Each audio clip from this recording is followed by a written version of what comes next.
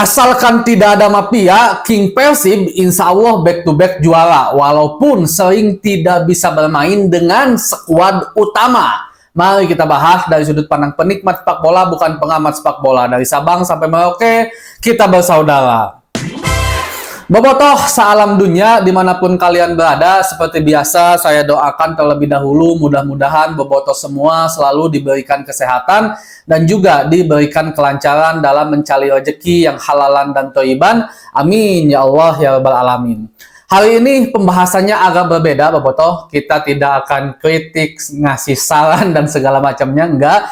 Saya mengajak bobotoh untuk bersyukur akan keadaan Persib Bandung sekarang yang Masya Allah banget bobotoh, di tengah begitu banyaknya drama-drama untuk King Persib, tapi King Persib saat ini bisa tetap ada di posisi pertama dan dibuntuti oleh rival kita, saudara kita Persija Jakarta.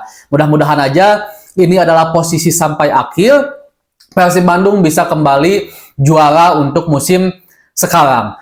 Hal yang harus bobotoh ingat terkadang dari setiap emosi kita, kritikan kita, saya yakin tujuan bobotoh memberikan kritik, banyak saran, banyak was-was kepada pemain Persib, kepada manajemen, tujuannya cuma satu. Ingin Persib Bandung lebih baik, ingin Persib Bandung bisa kembali back to back juara. Saya yakin semua tujuannya itu, cuman caranya yang berbeda-beda. Ada yang lebih memilih dukung aja, kumaha wae oge, datang ke stadion, beli tiket biar memberikan kontribusi. Ada yang mengkritik juga, ada yang mengasih saran juga dan segala macamnya. Kita udah bahas dulu, bahkan saya juga sempat membahas sebuah video bobotoh bahwa Persib Bandung tidak pernah bermain dengan skuad utamanya. Dulu itu ketika masih zaman ACL 2. Bahkan Persib agak sedikit terombang-ambing di ACL 2 kalau bagi saya pribadi ya, karena Persib tidak bermain dengan skuad utama. Nah aya we nu cedera teh. David Da Silva mah, lini tengah mah, Delpino mah, Mark Klok mah gitu. Aya we unggal pertandingan teh anu teu main teh gitu kan, sehingga itu mempengaruhi performa Persib Bandung itu sendiri. Tapi dengan keadaan seperti itu bobotoh, Persib harus selalu menang. Dan terbukti Persib hanya baru satu kali kalah oleh Dewa United kemarin, dan kekalahan itu tidak naon lah, itu kekalahan yang agak membuat kita sadar bahwa kita jangan cepat puas, bahwa masih bisa mungkin kita dikalahkan, masih bisa mungkin kita kesusul oleh tim lain yang sedang membuntuti Persib Bandung di peringkat pertama. Itu adalah dentuman dan pengingat, dan mudah-mudahan setelah itu, setelah kemarin kita akhirnya menang kembali, kita kembali menang seterusnya. Nah, hal ini menjadi hal yang patut disyukuri bobotoh, di tengah begitu banyak kritikan bahwa pemain skuad kedalaman Persib Bandung itu tidak sepadan, banyak pemain inti yang jauh kualitasnya dibandingkan pemain cadangan. Pemain cadangan dianggap lebih rendah dibandingkan pemain inti, sehingga Bojan Hodak suka bingung memasukkan pemain. Bahkan ini juga statement dari coach Bojan Hodak. Kadang-kadang Bojan Hodak itu katanya agak bingung memasukkan pemain lapis kedua karena tidak memberikan perubahan sedikit pun. Beda gitu kan, jet lag jauh kualitasnya. Bahkan pemain asing dan pemain lokal itu beda juga, kata coach Bojan Hodak. Dan itu kritikan secara menyeluruh untuk pemain-pemain di Indonesia. Dan memang harus kita akui itu, ketika beberapa pemain inti khususnya pemain asing seperti Ciro, David Da Silva, Tyrone Delpino, Nick Quiver, Gustavo Franca tidak bisa bermain, maka pengganti pelapisnya itu ya jauh berbeda lah. Kita harus akui itu gitu bobotoh. Tapi walaupun seperti itu, Persib alhamdulillah selalu bisa keluar dari situasi yang memang seperti tidak memungkinkan untuk menang. Seperti tidak memungkinkan untuk bisa memboyong poin walaupun hanya 1 poin. Persib selalu berhasil keluar dari situ. Sampai pada akhirnya sekarang Persib menjadi tim yang bisa dibilang masih konsisten terus ada di di papan atas dari mulai musim kemarin. Itu kan sebuah kebaikan yang harusnya bobotoh juga sadari. Kita juga sadari gitu bobotoh, kan selama ini kita kritik, termasuk saya pribadi ya, ngasih saran terus-terusan, tapi ada sisi lain yang seharusnya kita sadari.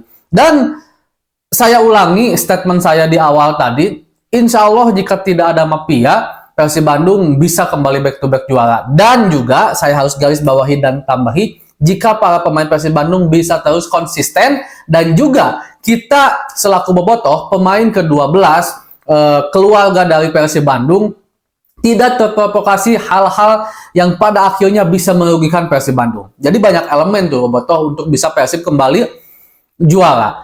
Elemen internal, di mana para pemain Persib Bandung, staf pelatihan bisa memberikan satu suguhan strategi yang benar, yang konsisten, yang bagus di atas lapangan dan terus menang.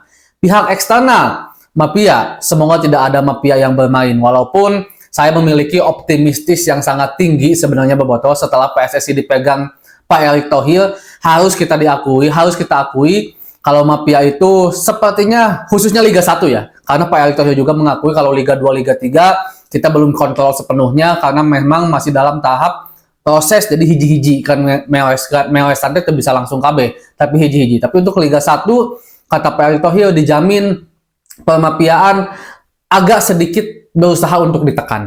Dan ini memang harus diakui bahwa perbaikan di liga di era Pak Erick Thohir itu udah mulai ada, walaupun ya tetap belum bisa dibilang memuaskan maksimal belum. Tapi ini kan butuh proses. Walaupun terkadang-kadang ada juga beberapa kebijakan-kebijakan yang seolah-olah mau tidak mau akhirnya kita cocok logi, oh iya ya mafia ya. Salah satunya bermain di Biak kemarin, padahal Biak tidak pernah bermain di Papua gitu kan. Terus juga masalah kontroversi wasit. Tapi kalau masalah wasit bukan hanya ke Persib juga, di pertandingan-pertandingan lain juga terkadang banyak sekali miss-miss seperti itu. Yang harus kita pahami bahwa mereka juga manusia. Kadang-kadang memang pasti melakukan kesalahan. Nah itu pihak eksternal. Dan eksternal lainnya, eksternal yang masuk ke dalam kategori internal, kalau menurut saya yaitu kita selaku Bobotoh. Beberapa kali Bobotoh banyak sekali gangguan-gangguan non-teknis yang dirasakan oleh Bobotoh atau juga oleh Persib Bandung itu sendiri. Yang pertama,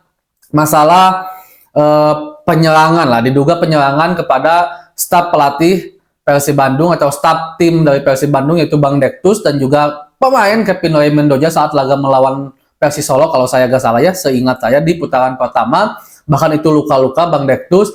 Yang terbaru kemarin saat laga melawan Arema ada pelemparan kepada Bobotoh, dan kalau itu kita reaksi dengan berlebihan Bobotoh. Terus yang terdekat juga kan ada akun olahraga rival kita, tetangga kita, yang dimana mengatakan diduga menyebar hoax kalau Persib Bandung masih menunggak gaji pemain dan pelatih yang 6 bulan itu. Nah itu kalau direaksi oleh kita secara berlebihan Bobotoh, misalkan pelemparan balas engke di Bandung, atau ada nanti ramai lagi bikin hoax dan segala macamnya, terus nantinya merugikan kita, dibalas contoh ada pelemparan lah kepada pemain lah, kepada supporter tim lawan lah, intimidasi lah, Persib bisa-bisa nanti dikurangi poin lah, atau dipindahkan kandang lah, supporter di home tidak bisa menonton lah dan segala macam. Itu banyak sekali indikatornya. Itu bisa merugikan Persib Bandung ke depannya, membuat Persib jadi tidak konsentrasi, tidak bisa konsisten, yang pada akhirnya turun dari peringkat pertama dan gagal juara. Itu yang tidak boleh, dan saya mengajak kepada Bobotoh semua untuk tetap kondusif dan mari kita kawal terus Persib Bandung, mudah-mudahan bisa back to back juara untuk musim ini. Segitu dulu untuk pembahasan hari ini Bobotoh. Assalamualaikum.